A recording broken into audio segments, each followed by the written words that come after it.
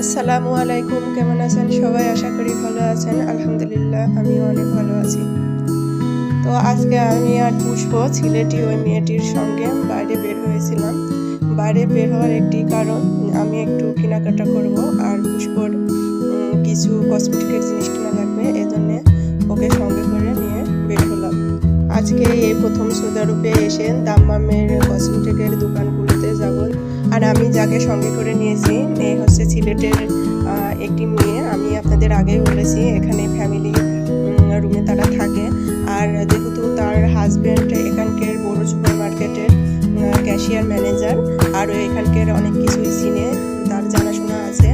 আর আমরা যে কসমেটিকের দোকানে এসেছি, এখানে যে বাংলাদেশিরা আছে ওনাকে সবাই চিনে, আর এখানে পাকিস্তানি যারা আছে তারাও তাকে চিনে, কারণ এখানকার পাশের সুপার মার্কেটের ক্যাশিয়ার ম্যানেজার ইনার হাজব্যান্ড। তো আমরা এখানে কসমেটিকের দোকানগুলো এসে গেছি। তো এসে এখানে দেখি আমাদের বাংলাদেশির পণ্য অনেক কিছুই আছে। আর এখানে যা যা দেখলাম, আমাদের বাংলাদেশের কসমেটিকের দোকানেও সেম সেম জিনিসগুলোই পাওয়া যায়। তাছাড়া এখানে অনেক রকম অনেক দেশীয় জিনিস আছে।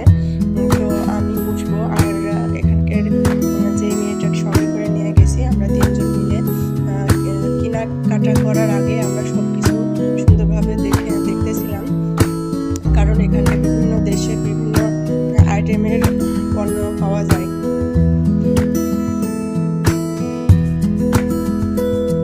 তো পুষ্পর জন্য ব্যান্ড, মাথার ব্যান্ড কিনবে, এই কারণে সে অনেক আইটেমের এখানে ব্যান্ড আছে, ব্যান্ডগুলো দেখতেছিল। আর আমি এখানে কাঁচের জিনিস, কিছু কাঁচের বাটি আমার প্রয়োজন ছিল কেনার জন্য, আরও ওখানে গিয়েছিলাম। আর ওখানে গিয়ে আমার একটি জিনিসই খুব ভালো লেগেছিল, যে এখানে বিভিন্ন রকম বিভিন্ন জিনিস বেতের পাওয়া যায়। আর এত সুন্দর সুন্দর জিনিস এখানে সাজিয়ে রেখেছে, জানি না এগুলো দিয়ে স্টুডেন্টরা কী করে। তো এখানে বাঁশের বেতের অনেক ডালা, অনেক রকম জিনিস এখানে বানিয়ে রেখেছে। এগুলো মূলত সৌদিয়ানরা কোনো অনুষ্ঠানে কিংবা কোনো কিছু গিফট দেওয়ার জন্য এগুলো নিয়ে থাকে, এটাই আমি শুনেছিলাম। তো এখানে এগুলো দেখে আমার খুবই ভালো লাগলো। বিশেষ করে বাংলাদেশে এসব, আমাদের কুষ্টিয়া জেলা যেসব দোকানে আমি গিয়েছি ওগুলোতে এরকম জিনিস কখনোই আমি দেখিনি। এখানে দেখে আমার খুবই ভালো লাগলো। এসব দেখে একটি কথা আমার মনে হচ্ছিল যে আমি মনে হয় পাকিস্তানীয় কোনো দোকানে চলে এসেছি, কারণ পাকিস্তানের যেসব অনুষ্ঠান আমি দেখেছি টিভিতে কিংবা মোবাইলে, আমি দেখেছি এরকম সব জিনিস সাজিয়ে রাখে, বিশেষ করে বেতের জিনিস সুন্দর করে। আর পুষ্পর কিছু কেনাকাটা করার পরে আমরা এখানে টাকা পেমেন্ট করার জন্য গেলাম। তো এখানে এত পরিমাণের ভিড় যে পুষ্প আর আমি ওখানে যেতে পারছিলাম না। আর এখানে আবার দেখলাম ছোট ছোট ব্যাগের মতো করে তৈরি করে রেখেছে।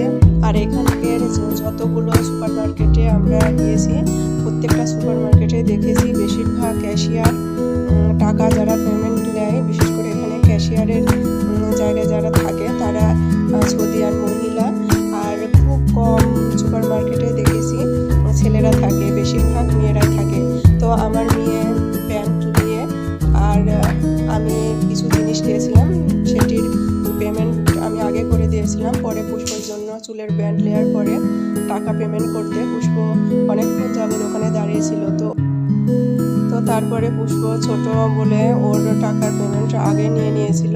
তো আমাদের এখানে কেনাকাটা করার চাইতে এখানে যতগুলো জিনিস দেখেছি সেই জিনিসগুলো দেখে আমার খুবই ভালো লেগেছিল। আর আমাদের সঙ্গে যেই সিলেটি মেয়েটি এসেছিলো, এখানে তার সঙ্গে অনেকের পরিচয়, অনেকের সঙ্গে কথা বলে খুবই ভালো লাগলো। আর বিশেষ করে এখানে একটি পাকিস্তানি লোক ছিল, সে এত সুন্দর করে বাংলায় কথা বলছিল আর বলতেছিল যে বাংলাদেশি আমাদের ফ্রেন্ড।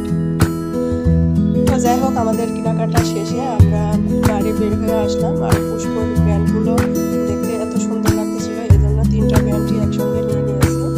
আর পুষ্পর সঙ্গে সিলেটি মেয়েটির এত সুন্দর ভাব হয়ে গেছে, প্রতিদিনই তার রুমে যায় সময় কাটানোর জন্য, সেই মেয়েটি আমার রুমে আসে।